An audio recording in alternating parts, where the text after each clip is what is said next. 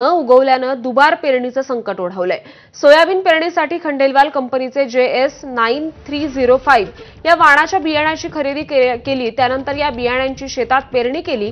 पेरणी केल्यानंतर 10 ते 12 दिवस झाले, परंतु बियाण्यांची अपेक्षित उगवण झालीच नाहीये।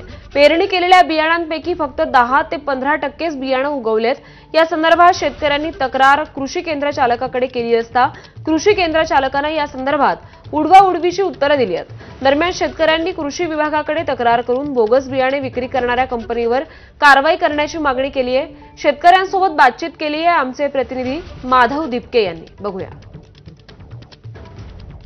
हिंगोली जिल्ह्यातील प्रमुख पीक असलेल्या सोयाबीनची लागवड सुद्धा यावर्षी मोठ्या प्रमाणात आपल्याला पाहायला मिळत आहे, परंतु हेच सोयाबीनचं बियाणं बोगस असल्याची तक्रार हिंगोलीच्या कृषी विभागाकडे काही शेतकऱ्यांनी केलेली आहे। मी सध्या बेलुरा नावाच्या गावाच्या शेत शिवारामध्ये आहे आणि या ठिकाणी सोयाबीनच्या बियाण्याची पेरणी केल्यानंतरही सोयाबीनचं बियाणं उगवलंच नसल्याची तक्रार शेतकऱ्यांची आहे। मी आपल्यासोबत शेतकरी आहेत, त्यांचं काय म्हणणं आहे आपण जाणून घेऊया। दादा, काय तक्रार काय, किती एकरवर तुम्ही ही बॅगा कोणत्या घेतल्या? 5 एकरवर सोयाबीन मी JS खंडेलवाल कंपनीचे 9305 सुनील कृषी केंद्र हिंगोली मानका कॉम्प्लेक्स मधून खरेदी केलं। किती घेतल्या होत्या बॅगा? 5 बॅगा। बरं, 5 बॅगा मधल्या समज 5 बॅगा पेरल्या। बरं, पेरणी 8 दिवस झाले पेरणी करून, तर त्याच्यातलं ते 80% सोयाबीन निघलंच नाही। बरं, फक्त 20% सोयाबीन निघलं। हो, मागणी आमची नुकसान भरपाई, खत बियाण्याची व्यवस्था करून द्यावी शासन।